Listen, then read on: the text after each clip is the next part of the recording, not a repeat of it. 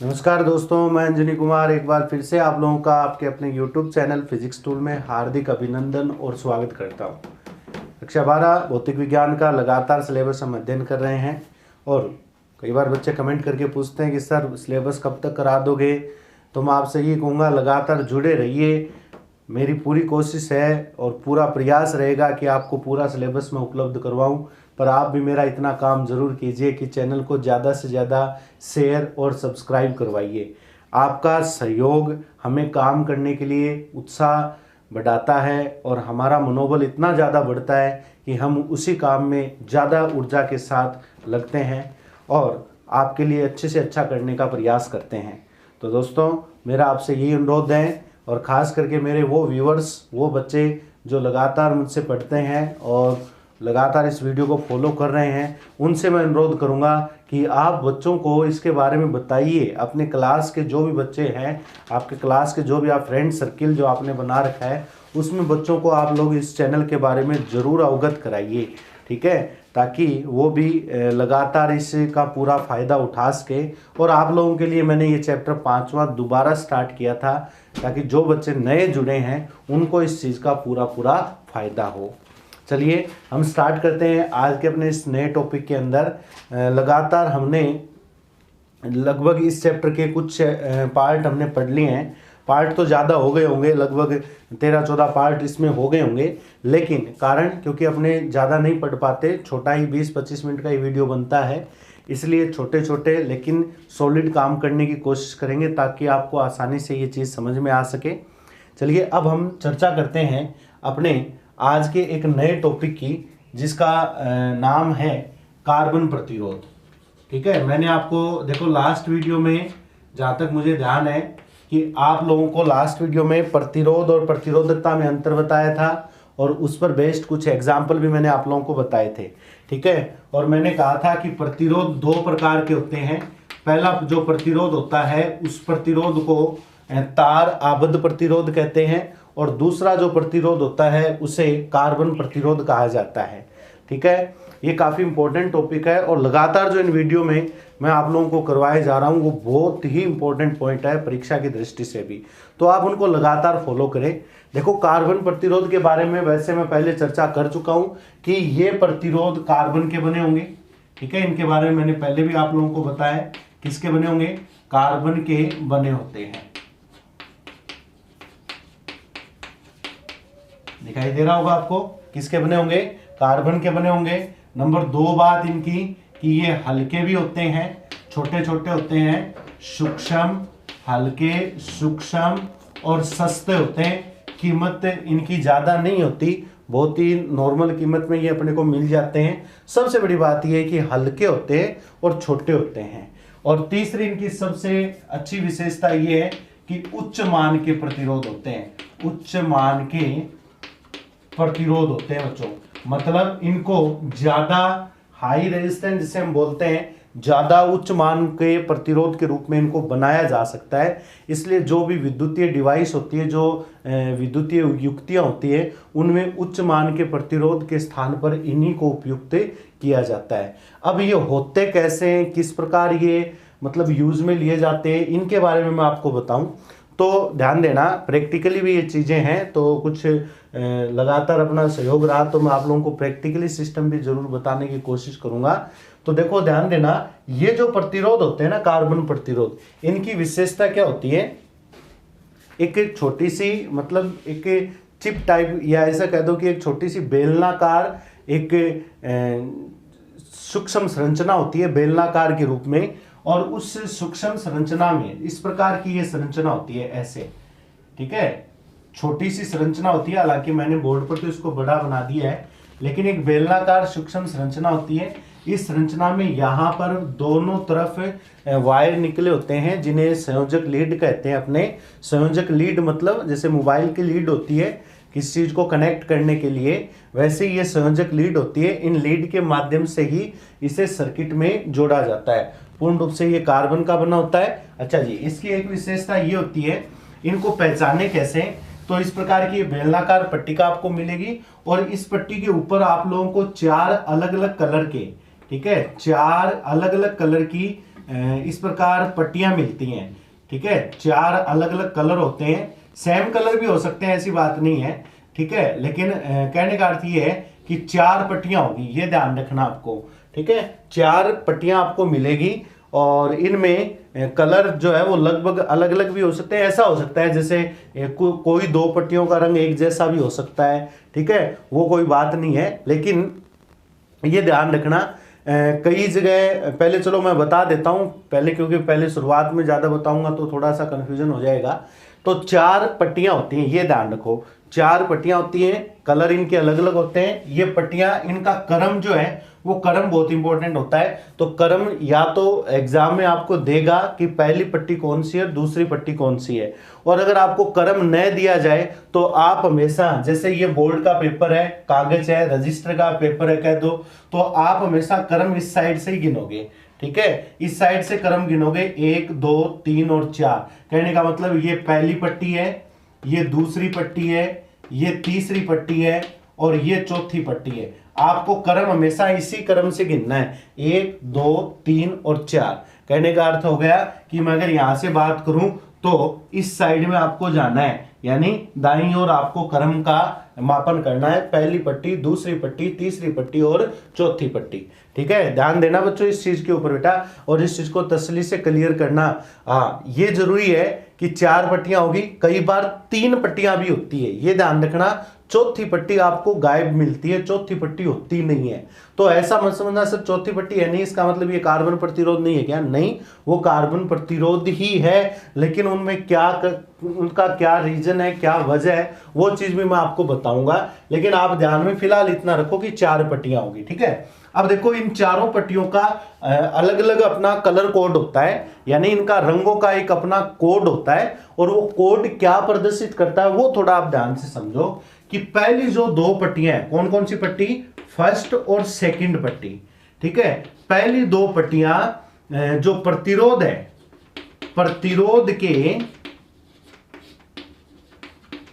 प्रथम 2 अंकों को, ठीक है, पहली 2 पट्टियां, पहली पट्टी पहले अंक को, दूसरी पट्टी दूसरे अंक को, जो प्रतिरोध होगा, प्रतिरोध का मापन कैसे करेंगे मैं एग्जांपल भी दूंगा आपको। तो पहली पट्टी पहले अंक को, दूसरी पट्टी दूसरे अंक को, तो प्रतिरोध के प्रथम 2 अंकों को प्रदर्शित करती है। फिर बात करूंगा मैं तीसरी पट्टी की। अब पट्टी के अलग अलग प्रतिरोध अंक होंगे। अब आप सोच रहे हैं सिर्फ कौन से कलर के लिए कौन सा प्रतिरोध अंक है, उसके लिए मैं आपको एक टेबल बताऊंगा। और बच्चों ये चीज ध्यान रखना कि ये आप पुराने पेपर उठा के देखोगे तो आपको बोर्ड एग्जाम के अंदर बहुत सारे ऐसे क्वेश्चन इस कार्बन प्रतिरोध पर आए हुए मिलेंगे, तो थोड़ा ध्यान से देख लेना ये चीज, ठीक है। अलग अलग कलर के लिए अलग अलग उनके कोड हैं, वो कैसे होते बेटा वो मैं आपको बताऊंगा। जो तीसरी पट्टी है ना, तीसरी पट्टी हमेशा दशमलव गुणांक को दर्शाती है, दशमलव गुणांक। तीसरी पट्टी दशमलव गुणांक को, दशमलव मतलब 10 का जो गुणांक होते हैं उसके घात कितनी होती है उसको प्रदर्शित करती है। कैसे करेगी वो आगे देखेंगे। और चौथी पट्टी सहारता प्रतिशत, सहारता प्रतिशत को दर्शाती है। यानी इस प्रकार इन चारों पट्टियों का क्रम है।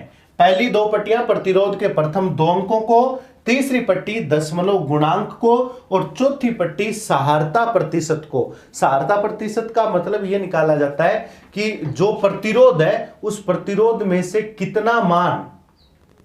तो इसका मतलब क्या होता है, इसको जैसे वर्तनी की दृष्टि से इसके अलग अलग शब्द निकलते हैं। जैसे मेरी जुबान पर ये सहारता शब्द जुड़ा हुआ है, कई बार इसको सहायता प्रतिशत भी, ठीक है। और इंग्लिश में इसको टॉलरेंस परसेंटेज बोलते हैं। मतलब कार्बन का ये जो प्रतिरोध का जो मान है उसमें कितना परसेंट विचरण है, मान में कितना परसेंट मतलब परिवर्तन हो सकता है, कितना परसेंट मान बढ़ सकता है, कम हो सकता है, इस प्रकार का ये विचरण हो सकता है। ये प्लस भी हो सकता है और ये माइनस भी हो सकता है। टॉलरेंस परसेंटेज बोलते हैं इसको, और हिंदी में वर्तनी की दृष्टि से इसको सहायता प्रतिशत या सहारता प्रतिशत जैसे मैं बोलता हूं। तो सारता प्रतिशत या सहायता प्रतिशत कहते हैं कि कितना % विचरण हो रहा है प्रतिरोध के मान में। ठीक है, अब बात ये आती है, ये चारों पट्टियों के बारे में मैंने आप लोगों को अलग अलग रूप से बता दिया। अब बात ये बनती है कि सर ये जो पट्टियां आपने बनाई है ये कौन कौन से कलर की हो सकती है और कौन सा कलर किस प्रकार के मतलब प्रतिरोध अंक और दशमलव गुणांक को निर्धारण करेगा। तो उसके लिए मैं बच्चों आप लोगों को एक टेबल बनाकर बताता हूं, उस टेबल पर आप लोग ध्यान देना। ठीक है, जैसे मैं वो टेबल यहां क्रिएट कर रहा हूं। एक तरफ मैं रंगों के नाम लिखूंगा, रंग,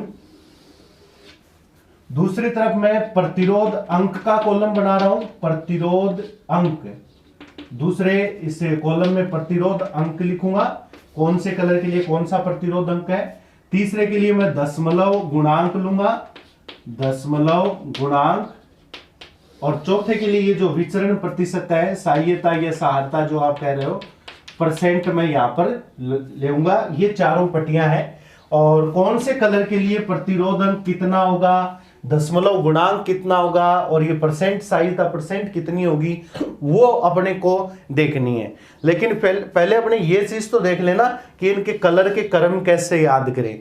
ठीक है, इसके लिए मैं आप लोगों को एक सूत्र बताता हूं, वो सूत्र आपको याद करना है एकदम जोरदार तरीके से।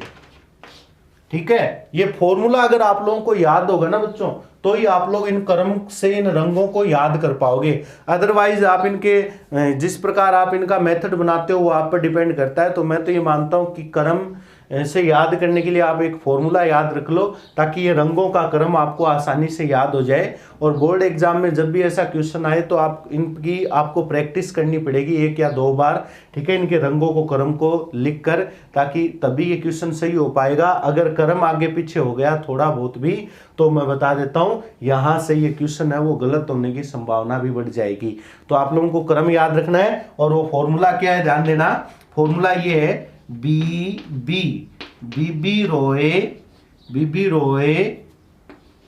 Great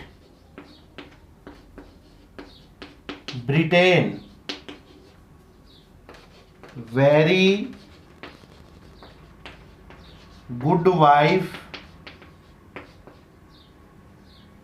good wife for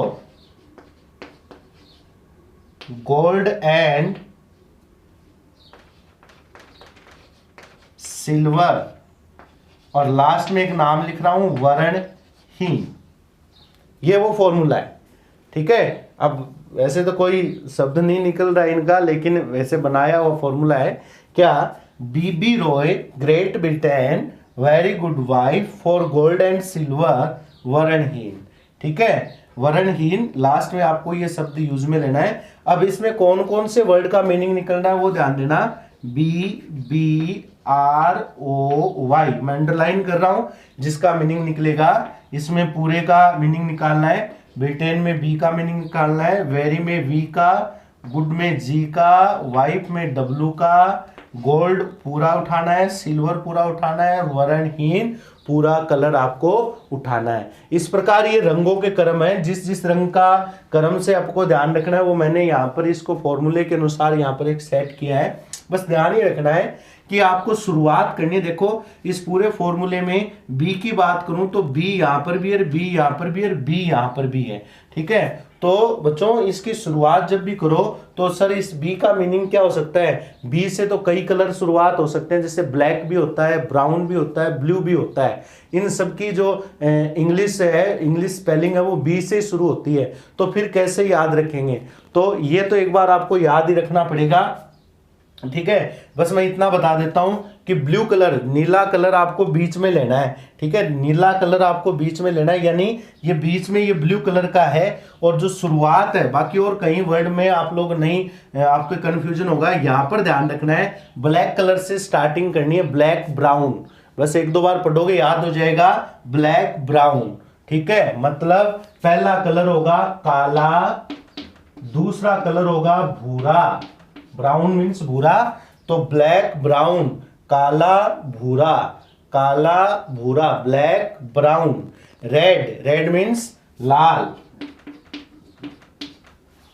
orange यानी नारंगी। वाई येलो यानी पीला। ग्रेट। अब देखो ग्रेट की आप मीनिंग निकालो ना, तो GRE great, great great, green green, ठीक है। ग्रेट में ग्रीन की स्पेलिंग निकल रही है ना लगभग। ग्रीन क्या होता है, GREEN होता है ग्रीन, तो लगभग आधी स्पेलिंग आ गई GRE ग्रेट, ग्रीन यानी हरा, ठीक है। उसके बाद में क्योंकि मैं ग्रेट के बारे में चर्चा इसलिए कर रहा हूं क्योंकि जी के भी 3 वर्ड निकल रहे हैं। जी ये तो पूरा गोल्ड निकल ही रहा है, यहां पर भी जी है, तो इस जी का क्या मीनिंग है, इस जी का क्या मीनिंग है, तो याद रखने का तरीका हो गया। देखो इसमें ग्रीन की स्पेलिंग आ रही है आधी, तो इसलिए ग्रीन कलर है, हरा। ये बी बता दिया मैंने, ब्लैक ब्राउन स्टार्टिंग में आ चुका है, बचा हुआ बी है वो नीला, ब्लू, ठीक है, नीला कलर हो गया। फिर उसके बाद में ये वी का मतलब क्या होता है, वोयलेट, ठीक है। और वोयलेट कलर किसे बोलते हैं हम, बैंगनी कलर को बोलते हैं, होता है ना वोयलेट यानी बैंगनी कलर। फिर आता है ये जी। अब जी देखो ग्रीन आ चुका है, बात समझ में आ रही है। अब जी और बच गया। अब जी क्या होता है, ग्रे, ग्रे कलर, जिसको ग्रे या धूसर भी कहते हैं, ठीक है, ग्रे या धूसर कलर होता है। फिर डब्लू का मतलब व्हाइट सफेद कलर होता है। मीनिंग समझ में आ रहे हैं, black, brown, red, orange, yellow, green, blue, violet, grey, white. फिर फोर का कोई मीनिंग नहीं है, ठीक है, इसका कोई वर्ड मीनिंग नहीं है। गोल्ड का मतलब क्या होता है, सोने का कलर होता है ना, जिसे हम क्या कहते हैं, सुनहरा, ठीक है। और सिल्वर चांदी का रंग होता है, तो इंग्लिश में हम सिल्वर, कई बार हिंदी में भी सिल्वर लिख देते हैं, तो मैं लिख देता हूं चांदी रंग, ठीक है, चांदी रंग। अब परीक्षा में कोई भी नाम आ सकता है, सिल्वर आए तो आप पहचान जाओगे, या चांदी रंग भी नाम आए तो। और लास्ट में आ जाएगा वर्णहीन। ये लो बच्चों, ये रंगों का क्रम है। अगर आप परीक्षा में सवाल इसको सोल्व करना चाहते हो तो मैं आप लोगों को बता देना चाहूंगा कि आपको इसी क्रम में ये कलर याद करने पड़ेंगे, और ये कलर इसी क्रम में याद करने के लिए आपको ये फॉर्मूला याद करना पड़ेगा, और इसके लिए आप लोगों को इस फॉर्मूले को 2 या 3 बार लिख कर रफ कॉपी में प्रैक्टिस करनी पड़ेगी, ठीक है, तब चलकर ये काम बनेगा। चलिए मैं आगे बढ़ता हूं। अब मैं बात करता हूं प्रतिरोध अंक की। अब बहुत सिंपल चीज है, प्रतिरोध अंक की बात करूंगा ना, तो यहां से आपको बस काउंटिंग लिखनी है, यानी जो भी अपने गिनती लिखते हैं वो लिखनी है। तो काले कलर के लिए 0, 1, 2, 3, 4, 5, 6, 7, 8 और 9, बस 9 तक लिखनी है आपको, ठीक है, आगे नहीं लिखनी है। आई बात समझ में। अब आप सोच रहे हो कि सर आगे क्यों नहीं लिखनी है, होती है आगे भी, इसमें कुछ वैल्यू होती है, लेकिन अपने स्तर पर, जो अपने कक्षा 12 के स्तर की बात करूं, या कॉलेज में भी लगभग आप लोगों को ये चीजें देखने को मिलती है बच्चों, तो आपको सिर्फ इतना ही पढ़ना है। समझ गए बात मेरी, आपको सिर्फ इतना ही पढ़ना है, इसके अलावा आपको कुछ नहीं देखना बस। यानी कहने का अर्थ हुआ कि ये जो पहली पट्टी है, अब प्रतिरोध अंक जो है ना, प्रतिरोध अंक कौन कौन सी पट्टी दर्शाती है, पहली और दूसरी पट्टी प्रतिरोध अंक को दर्शाती है। इसका अर्थ ये हुआ कि पहली 2 पट्टियां है ना, वो यहां तक यानी सफेद कलर तक जो कलर है, इनमें से ही मिलेगी आपको परीक्षा के अंदर, टेंशन लेने की जरूरत नहीं है, इनमें से ही मिलेगी, ठीक है। अब आपको लेने हैं दशमलव गुणांक। दशमलव गुणांक लो ना, तो 10 की घात लगा दो, 10 की घात है भैया 0 है तो 0 लगा दो, 10 की घात 1 है तो 1 लगा दो, 10 की घात 2, 10 की घात 3, 10 की घात 4, 10 की घात 5, 10 की घात 6, 10 की घात 7, 10 की घात 8, और यहां पर कितनी है, 10 की घात 9 है ना, तो 10 की घात 9। और देखो अब यहां ध्यान देना, इतना तो आपको याद रखना ही रखना है। अब सुनहरे कलर के लिए दशमलव गुणांक होता है 10 की घात -1, चांदी कलर के लिए होता है 10 की घात -2, ठीक है। बस इतना याद रखना आपको, दशमलव गुणांक वाली टेबल 2-3 बार लिखोगे याद हो जाएगी बच्चों, पहली बार में याद नहीं होगी। इससे क्या जाहिर हुआ कि तीसरी पट्टी दशमलव गुणांक को दर्शाती है, ये रही तीसरी पट्टी दशमलव गुणांक को दर्शाती है, तो तीसरी पट्टी यहां इन कलर में से कोई भी हो सकती है, ठीक है। अब उसके बाद में बात करूं मैं सहायता प्रतिशत की, या सहायता प्रतिशत कह दो, इसकी बात करूं तो ध्यान यही रखना आपको बस इतना, कि चौथी पट्टी आपको हमेशा अपने सिलेबस के अनुसार, ठीक है, मैंने एक किताब में पढ़ा भी है इस चीज के बारे में और देखा भी है, वैसे तो किसी भी कलर की हो सकती है, लेकिन चौथी पट्टी जो ये परसेंटेज को दर्शा रही है, चौथी पट्टी ये जो टॉलरेंस जो परसेंट है इसको बताएगी। ये पट्टी आपको अपनी किताब के अनुसार या तो सुनहरे कलर की मिलेगी या चांदी कलर की मिलेगी या फिर बच्चों वर्णहीन मिलेगी। ठीक है, मतलब अगर सुनहरी कलर की अगर आपकी चौथी पट्टी है तो सार्थता परसेंट होगा 5%। प्लस माइनस दोनों चीज लगाने हैं आपको यहां पर। प्लस मतलब ये वैल्यू को बढ़ा भी सकता है और घटा भी सकता है। चांदी के रंग के लिए प्लस माइनस 10% और वर्णहीन के लिए प्लस माइनस 20% ये सहारता प्रतिशत होगा। यानी इतना, हालांकि इन सबके लिए अलग अलग होता है लेकिन सब एक साथ याद रखना संभव नहीं हो पाता, इसलिए मेन जो पट्टियां वो मैंने अपने सिलेबस के अनुसार यहाँ पर बना दी है। यही अमूमन आपको देखने को मिलेगी किताब के अंदर भी और एग्जाम्पल के अंदर भी। ध्यान रखना, वर्णहीन का मतलब ये हो गया कोई रंग नहीं, यानी यहां पर रंगहीन है, ये वर्णहीन, यानी चौथी पट्टी आपको गायब भी मिल सकती है। चौथी पट्टी है ही नहीं तो आप ये समझना कि वो वर्णहीन है। मैं आप लोगों को ध्यान से इस टॉपिक को करवाना चाहता हूं और मैं उम्मीद करता हूं कि आप इसको, जितना मैं लगन से इस चीज पर आपके लिए काम कर रहा हूं, तो आप उतनी लगन से ये वीडियो भी देखो और शेयर करो बच्चों आप लोग इस चीज को, क्योंकि मैं हमेशा ये कहता हूं, मेरा ये टारगेट है कि मैं और मेरी पूरी टीम जो ये काम कर रही है, चलो 12वीं क्लास के अध्ययन करने वाले जो बच्चे हैं उनके लिए मेरी वीडियो आ रहे हैं सामने, तो हमारा ये आपसे पूरा अनुरोध है बच्चों कि आप ज़्यादा से ज़्यादा वीडियो अपने दोस्तों को शेयर कीजिए और उनको चैनल सब्सक्राइब करने के लिए बोलिए, ताकि वो बच्चे भी पिछड़े नहीं और आपके साथ लगातार पढ़ें। इसमें कोई प्रतिस्पर्धा की भावना नहीं होनी चाहिए, सहयोग की भावना होनी चाहिए और आप अन्य बच्चों का सहयोग करिए, क्योंकि आज ये जो समय चल रहा है, इस समय से लगभग हम जो गुजरे हैं, इस समय के दौरान किसी बच्चे को कोई नुकसान नहीं हो, ये हमारा उद्देश्य है। इसी उद्देश्य से हमने चैनल स्टार्ट किया है। तो आपसे मेरा बच्चों ये अनुरोध है कि प्लीज़ आप बच्चों के संपर्क में होते हो, बच्चे आपके संपर्क में रहते हैं, आपके दोस्त होते हैं, आप अलग अलग प्रकार के जैसे ग्रुप से जुड़े होते हो, कोई व्हाट्सएप ग्रुप से जुड़ा हुआ है, कोई फेसबुक से जुड़ा हुआ है, कोई इंस्टाग्राम से जुड़ा हुआ है, तो आप वहाँ पर चैनल लिंक अपलोड कर दीजिए ताकि प्रत्येक बच्चे के पास ये लिंक पहुँचे और वो कक्षा 12 भौतिक विज्ञान के इस सिलेबस का पूरा फायदा उठा सके। मैं आपसे फिर अनुरोध करूंगा, मैं आपसे रिक्वेस्ट करूंगा कि चैनल को शेयर और सब्सक्राइब कीजिए। ठीक है, तो आज के इस वीडियो में मैं आपको इतना ही बताऊंगा। हालांकि मैं नेक्स्ट वीडियो में यही टॉपिक, यही सारणी दोबारा उठाऊंगा। मैं इसलिए करूंगा वो काम क्योंकि मैं इस टॉपिक पर आपको गहनता से काम करवाना चाहता हूं, ताकि बोर्ड एग्जाम क्या, कोई भी कंपटीशन एग्जाम हो, अगर इस टाइप का कोई क्वेश्चन आ जाए, वो आपका, मैं चाहता हूं कि आपका पूरा सही हो। तो तब तक के लिए धन्यवाद। नेक्स्ट वीडियो में इसके एग्जाम्पल करवाऊंगा और एक नए टॉपिक के बारे में आगे फिर चर्चा करेंगे। तब तक के लिए घर पे रहिए, सुरक्षित रहिए, चैनल को शेयर कीजिए। जय हिंद, जय भारत।